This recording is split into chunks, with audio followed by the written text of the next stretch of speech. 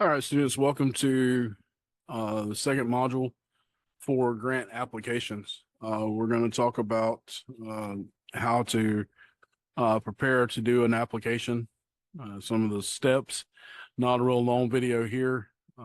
It will be in conjunction with just touching base on the 40 uh, developmental assets that you're also being quizzed on this week and that you have a discussion post on. So we're touching on those. Those will play a very integral role in your projects as we move through the course because of how those will be structured and what they're geared toward. All right, so we're once again going over module 2. This is based on the PDF for grant applications that you have in Canvas, and also the 40 developmental assets that is also in Canvas. All right, so make sure that you're reviewing those. It would be handy to have those or have this PowerPoint open while we're going through this so you can take notes for the quizzes. All right, so our goals for this and what I hope you'll get out of this is recognizing what exactly a grant application is, what's the point of the application, understand the steps to prepare for the application, and then discuss some of those steps and how important they are. That's what you should hopefully be able to do by the end of this. All right. So one of the things, the biggest thing you're looking for in most grants is you're looking for funding. All right. So how do you know where to get that funding from? You have to identify your funding resources. All right. Where are the opportunities at? You do an online search for granting opportunities. You talk to other people who have received grants. They've presented grant applications and grant proposals that were accepted, that they received the money for those. They were successful in what they did. You talk to them. So we want to know where they're at. Part of the way we can do that in researching those potential grant programs is there databases that use those. There are online grant directories. And keep in mind that there are some of these, you go to the directory, they'll try to charge you for it. You never have to pay to get this type of information. It is always free. The government keeps track of granting organizations, grants, or government grants and private grants. And then, of course, going back to that networking with your colleagues to find grant opportunities that they may have done that may fit the scope of your project. It's very important that you want to make sure it does fit within the scope of your project, because you don't want to just spend your time and effort. And it does take a lot of time and effort, as you'll see through the course. We're going to spend, just for you turning in an academic paper that is meant as a grant proposal, we're going to spend half a semester doing it, getting it all put together.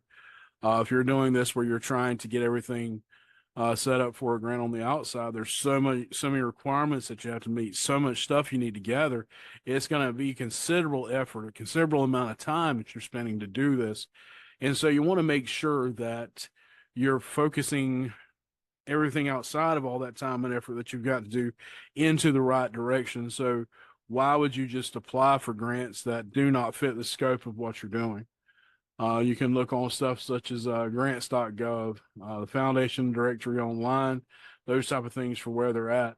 It'll give you information about them, what type of resources they're offering. Then you need to look at the eligibility criteria for those grants. Make sure you're examining the eligibility requirements, because you want to make sure that, okay, I found one that fits the scope of what I want to do, but am I eligible for it? Is my program eligible for this grant? You want to make sure that you are fitting everything you're doing into the eligibility requirements that fits the scope. You want a perfect match. All right. You want that this fits perfect. That lock and key, they go together. However you think about it, it all fits together. You want to go for that grant. The ones that may not be the best fit, you're going to expend a lot of time and effort trying to get to the point of getting that grant, and it may be a futile effort, when if you had done a little bit more research, you could have found the one that was the right fit, that you may have stood a better chance of getting the grant, getting the award that they were giving out for these grants. So check that eligibility criteria. Does your project align what they're doing?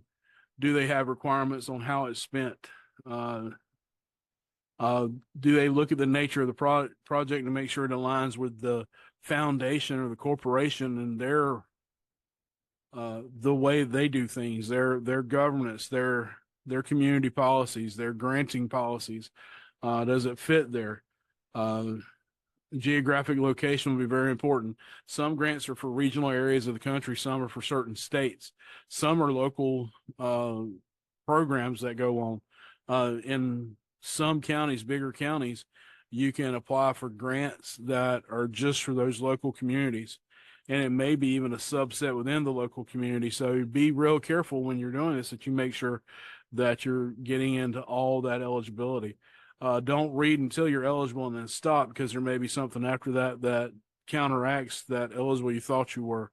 And then you're not able to apply for it. So make sure that you're doing your due diligence.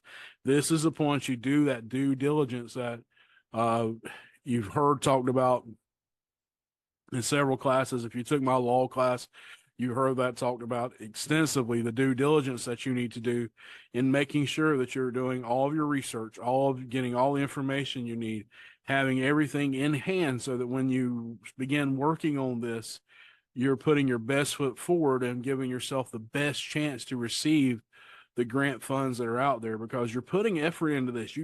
This is a goal you have.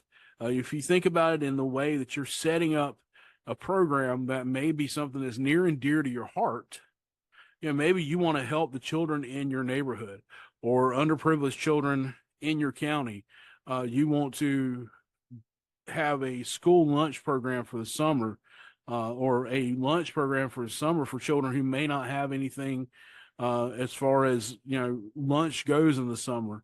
Maybe you want to create a recreation program for the youth in your area, those type of things. Maybe you want to create a program that gets the community more involved in youth programs within your area.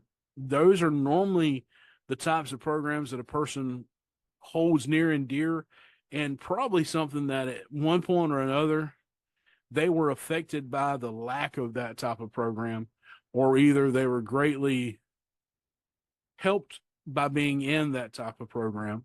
And so they're normally, labors of love when you do this. And so you want to make sure that you're getting everything in place and everything that needs to be there for you to be able to be successful in what you're trying to do. It would be a shame to get yourself all the way to the point of applying for the grant, doing all the work, getting all the information, and then apply for the wrong one. So make sure that you're paying attention to that. Read those grant guidelines. Any materials provided from the funding agency, that'll tell you how to put in your request for a proposal. It'll give you the facts about the agency, any related documents that they may have about previous reward recipients. You want to know that, keep that in mind. Look at all the information they give you and anything they're asking from you. Take careful consideration of those details about how to submit. Make sure that you understand what the deadlines are, how you have to submit it. Make sure that you understand what would happen if you miss a deadline or you submit an incomplete document. Those things are important. And what are the evaluation and funding limits? Will you need more funding if this is not fully going to fund your project or your program? So Ben Franklin said that success is the residue of planning. All right, so what's left over once you plan. So you'll need to have some type of plan in place when you get ready to apply for funding. This is an overview of a project plan. Outline your clear objectives and activities. What do you plan on doing? What's your aim? What is going to be the goal here? What are some major activities you're going to do? Milestones you're working on? What are the deliverables that you can show to the funding agency? Of course, they're going to want to see a timeline, have some expected outcomes. If you don't have an idea of what you're going to get out of this and what's going to be the outcome, they're probably not going to give you the money. So you need to know that ahead of time. And once again, what's the alignment with the grant's priorities that you have that you need to show them. All right. Know your specific objectives. Clearly state the primary goals of your project. Use the SMART criteria: specific, measurable, achievable, relevant, and time bound. Know to make sure that each objective is well defined. There's an example here for a community health project. An objective might be reduce the incidence of diabetes in the target population by 20% within 24 months. That is something that is measurable. There is a measure there. There is a time frame there. Could be achievable. It's relevant to the population.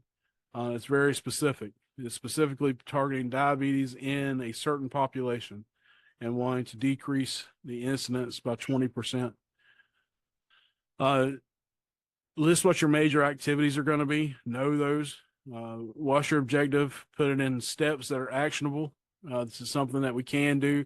This is when we're going to do it, how we're going to do it, what we're going to do. All right. For each step, detail those sub activities that may require to achieve it. And your key milestones and deliverables. Define what will be delivered at each milestone. So what are your milestones? What do you consider a milestone? The first 50 children fed, if it's a summer program, the next 50 children fed. Each time you hit the 50 threshold, so 50, 100, 150, every time you reach that, is that a milestone? Maybe it's 25. Maybe you're starting off, you're in a smaller community, so 25. Every time you feed 25 children or you have 25 come in, that's a milestone. So you have 25 today, maybe 30, and then, in a week you have 50 because the word's getting out. Those type of things are milestones. Show that you are setting those where you can track your progress, because you cannot tell how valuable a program is and what the overall outcome of it is if you do not have milestones along the way to say, we made it this step, and then this step. All right. So that's very important. Set a realistic timeline for your project. You need to know the timeline. You're going to have to know that. There's, for several reasons, you'll need to know that for implementing the timeline into your proposal. For budget reasons, you'll need to know your timeline. For purchase reasons, you'll need to know your timeline. You'll need to know when you're reporting certain things, at what point you're analyzing data so that you can move forward, those type of things. Specify what your expected outcomes are. This is what you expect, okay? This is where you tell them, if you fund us and we are successful in what we're doing, this is what we expect to accomplish. And then look for feedback and adjustment periods. Build a period for stakeholder feedback and adapt the project plan as necessary. That could be at the end of each quarter. You review the progress for stakeholders and adjust any upcoming activities so you can stay on track. Make sure that all this aligns with those grant priorities, okay? So what are the priorities of the grant? Are you aligning with those? Review the guidelines, know what they are. Demonstrate to the funding agency that you can align with this, that you have strategic objectives that line up with their objectives. Provide some evidence about this. What's the evidence of potential impact? Use data and case studies to show potential benefits and past success, whether it's your success or someone who has done a program very similar to what you're doing. There was success with this kind of program at a prior time. We need to show that. We need to be able to tell them that, hey, this has been done. This can be successful. We just need the funding to help it stay successful. Then create a strong narrative. Build a story around this, okay? So, part of what we do and how we think is stories. In times before there was written word, there was, in chthonic times is what they're considered, things were told in stories. Things were related by word.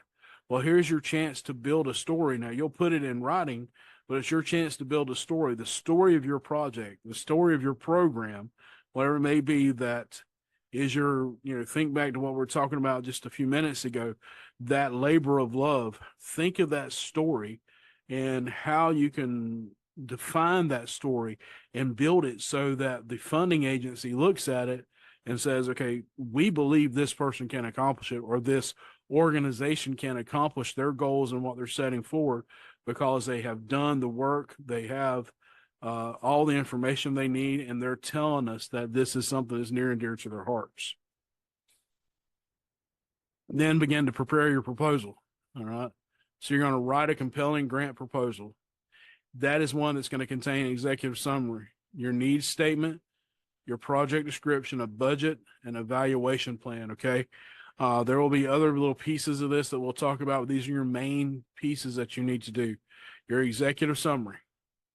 That's a concise overview. You should know what an executive summary is by this point.